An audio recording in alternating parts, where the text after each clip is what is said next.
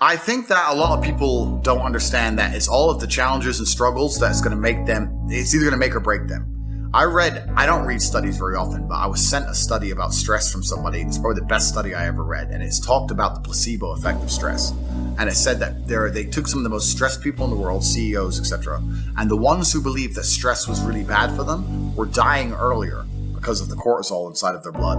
And they said stress was really bad for them, they were having heart attacks. But the ones who believed that stress was good for them and it made them perform, I perform under pressure, stress is good for me, they were living longer.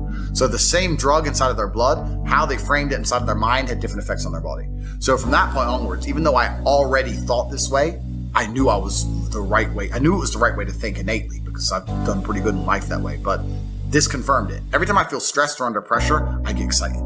I hate to not be stressed. I wake up and I'm like, everything's fucked. Good.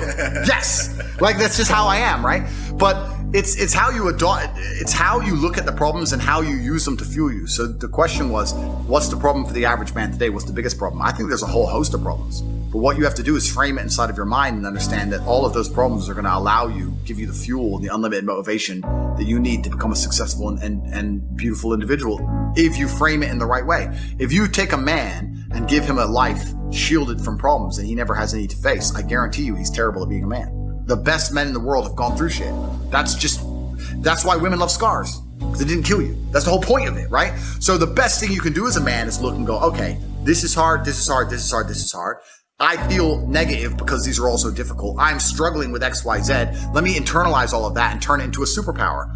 Let me become genuinely uncomfortable with my situation in life and go and fix things. Because, like I said, the universe is absolutely and utterly very giving. And if you truly hated being in the position you were in, you wouldn't be there very long. Yeah. So I think that the number one problem with the world today and the biggest problem that men face isn't the problems themselves. It's just the way that they've been taught to mentally frame issues. People think when bad things happen to them that somehow they're a victim to the universe and bad things only happen to me and this is so terrible. They don't understand that bad things happen to everybody, and the most successful person you know had all those, probably maybe even worse, at least the same bad things happened to them. They just framed it differently and used it. That's the difference. So I don't pray for an easy life. I pray for a life of difficulty that allows me to become a better and better person. I pray to become more competent to handle problems. I pray to put myself in a position where if the mass media machine attempts its very best to destroy my life, I can laugh and smile from my villa in Dubai.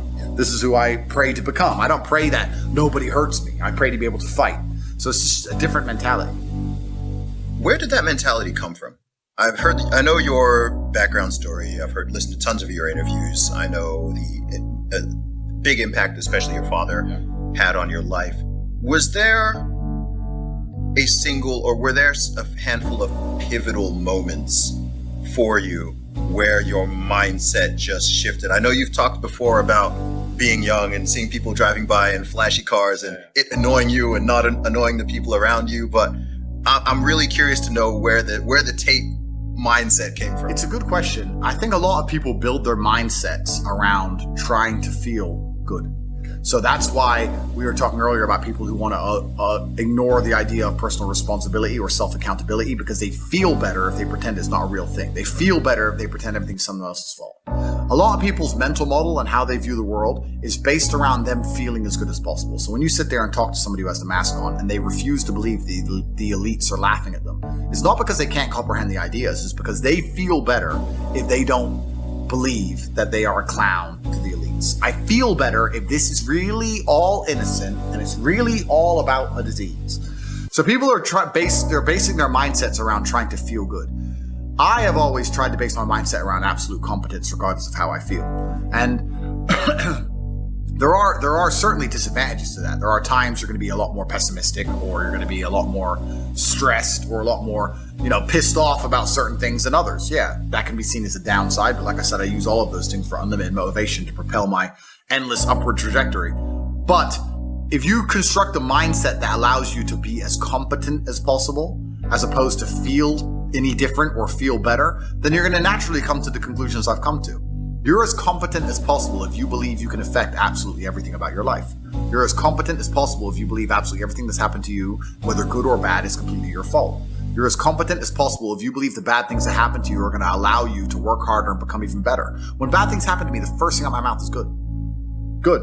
Andrew, they took $10 million out of the bank because they canceled you. Good. Good. That's just my response. Good. Andrew, this happened. Good.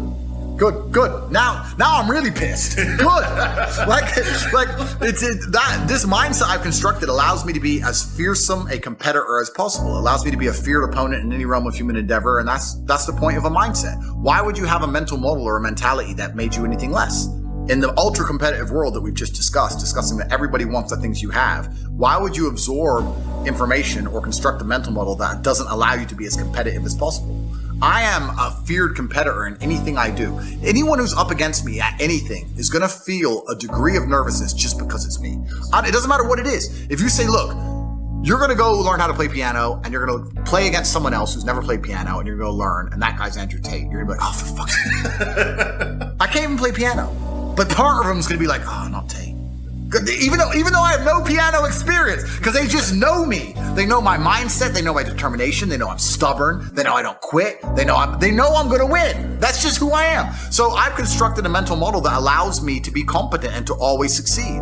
And that's how I've come to the conclusions I've come to. And I truly, once again, don't understand how people go through the world with any other mental model. I get asked all the time, well, what do you feel? Or what about happiness or depression? That doesn't even, how I feel doesn't cross my mind. I don't know how else to explain it. There are days where I'm pissed off or sad or happy. It doesn't cross my mind. It's just like, I woke up, whatever mood I happen to be in, I have things I need to do. It's a busy day. Zuby's here soon. I need to go training before he gets here. I had a meeting with the bank at 7:15 a.m. I have shit to do. I didn't cross my mind if I was happy, sad, excited. I just had to work. So I think my mental model, to a degree, I'm certainly not a person who doesn't feel emotions, because we're all human. I certainly do. But I've never prioritized them in any regard. I haven't built a mental model that affects, I haven't put them in the middle of my mental model and then affected my actions based on how I feel for each one. It's absolutely and completely the opposite. I would love to do a podcast on a day where I'm particularly sad and a podcast on a day where I'm particularly happy. And I guarantee you wouldn't be able to tell the fucking difference. So that's what allows me to be competitive, right? Because if you're competitive, if you want to be the most competitive predator on the planet, you have to be able to hunt in the day and the night. You have to be able to do both. You have to be able to perform when you're happy and sad. You can't only be able to perform when you're happy. You can't only go to the gym when you're motivated. You can't only be a competent person when your life's going well, because when your life's not going well, you're no longer competent. Then you're going to lose to people like me. And it's player versus player. If you're the kind of person who can only do well when you're happy and you're competing against someone like me who can do well all the fucking time, guess what? You lose. So my mental model, the answer is most of my opinions are just based around constructing a mental model that allows me to be brutally competitive. It's why I say depression isn't real. I've argued this point endlessly. And I try and explain to people, but they're not smart enough to understand that I don't care if I'm wrong. I don't care. I am more competitive as an individual if I don't believe I can become depressed. So I don't give a fuck if I'm right or wrong, because no matter what bad happens to me in my life, even if, heaven forbid, the worst things on earth that could happen to me, I could never become clinically depressed, because I would never self-diagnose myself as clinically depressed, because I don't believe in it. I believe that I am currently sad, but I have work to do, and eventually I will feel better. I will never get to a point of absolute desperation and kill myself, because I'm never going to get to a point of hopelessness, because I don't believe in the idea of hopelessness. You cannot try and make me adopt thinking that will reduce my competitiveness as an individual. So I don't give a fuck if I'm wrong. I don't believe in it. That's it. End of story. So I don't believe in things that take power away from me. I don't believe in things that make me less competitive, and I don't adopt mental models that make me less competitive. Every single mental model I have are the most efficient ones I could find. They're the mental model I found that if I adopt, I become a more fearsome predator. That's it. So this is how I've come to all of my conclusions as an individual. I don't know how I'd function in society. I think that life is very, very hard for a man. It was certainly very, very hard for me. I can't imagine having no mental resilience. I can't imagine being that fragile. I can't imagine being that offendable. I can't imagine believing there are systems which are going to oppress me and prevent me from ever becoming everything I want to be. I can't imagine being that way. If I were to try and absorb all those mentalities and then live a normal life, I don't think I could do it. There's a reason why these people end up on ADHD, anxiety, depression, and I get it, because it's just suicide. It's literally mental suicide.